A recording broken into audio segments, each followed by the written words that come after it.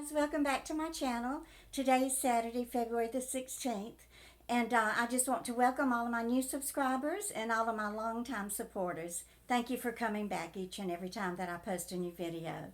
I do have the phone a little bit closer to me today because I know that I have some subscribers who are hearing impaired, and you do have problems hearing my soft voice, and I am talking as loud as I possibly can, so I apologize for that.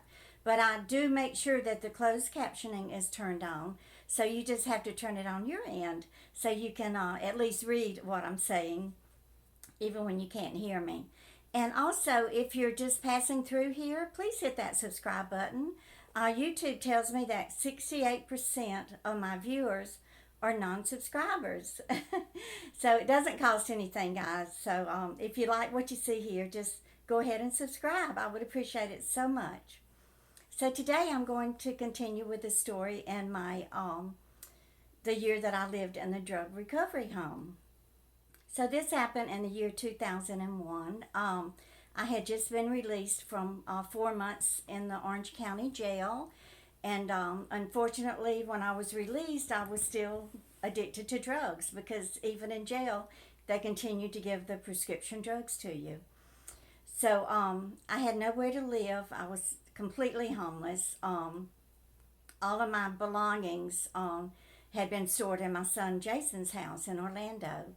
So I was basically living in my car. And so I drove, I managed to make it to Pensacola, Florida, and then my sister came and got me from there and took me to the recovery center in Hattiesburg, Mississippi called Pine Grove.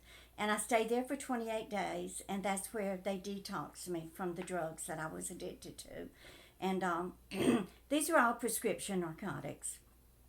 And it was very easy to get them back then, and I just hope that with all the new regulations that they aren't as easy to get nowadays, because I realize that there are hundreds of thousands of people in our country and across the world who are struggling with narcotic addiction.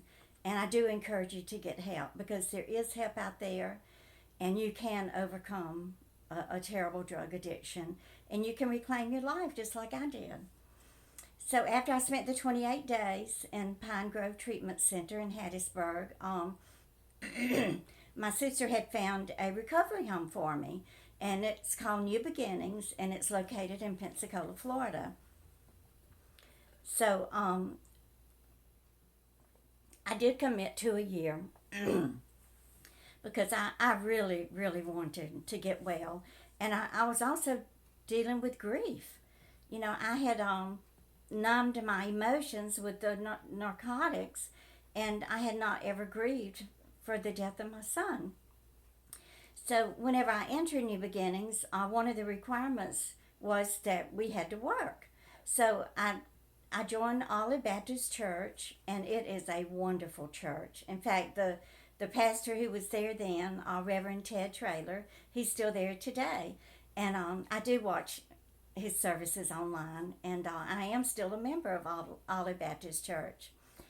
So I started attending church there, and I met my Sunday school teacher, and her name was Sandra.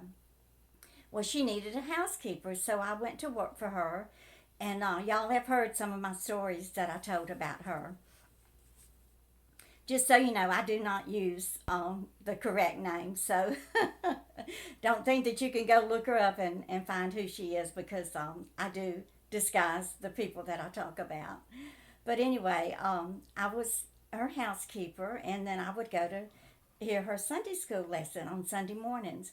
Well, she had told me one day when I was cleaning her house that she wanted to fix me up with this guy named Frank, and I knew who he was because it was a big Sunday school class, and we had not really met everyone one-on-one. And since I was a fairly new member there, most of the other people in my class were strangers. And so she had told me that she wanted to fix me up with Frank. She had known him, you know, before I started attending church there.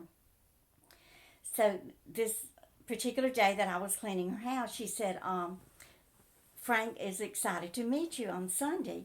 And she said he even went out and bought himself a new suit because he wanted to look really nice for whenever he meets you on Sunday. So I had gone to the church had a closet there. It was called Dress for Success. And they would let us pick out some dresses. And of course, they were, free to the women there who were trying to rebuild their lives and get a job and everything. So I went to the Dress for Success and picked out me a beautiful dress to wear that Sunday. So I was so excited to meet Frank. I kind of had my eye on him too. I thought he was a good looking man. And he did participate in the Sunday school activities, and he did know a lot about the Bible, and that impressed me so much about him. So I got all dressed up that Sunday morning, and I'd go to walk in my Sunday school class, and everybody had their heads down, and they were sobbing. So I'm thinking, what in the world happened? I was terrified. Well, Sandra's husband, he saw me. Well, he got up and kind of escorted me out the door, into the hallway of the Sunday school class. And I said, what's wrong? And he said, Glenda, he said, Frank was killed this morning. Oh my God. I nearly passed out. I just could not believe what he was telling me. So, of course, everybody in the class who had known him for so long, they were all just devastated. So what had happened, he was an avid hunter, and Frank had gone hunting early that morning. And when he was driving back from the woods, something happened, and he hit a tree, and he was killed instantly in the car. And they didn't, at that time, they did not know what had happened, if he had a heart attack or what. But it was just devastating, y'all. So,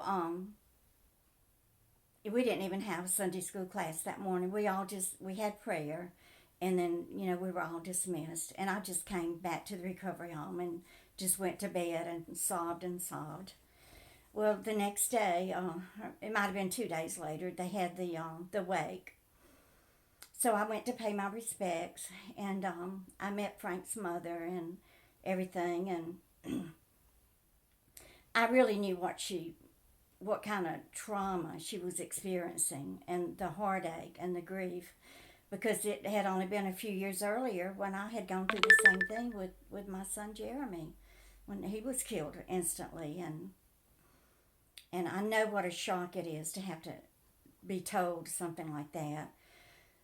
So I go up to view the body, and Frank was laying there in the casket, and he looked so handsome and so peaceful.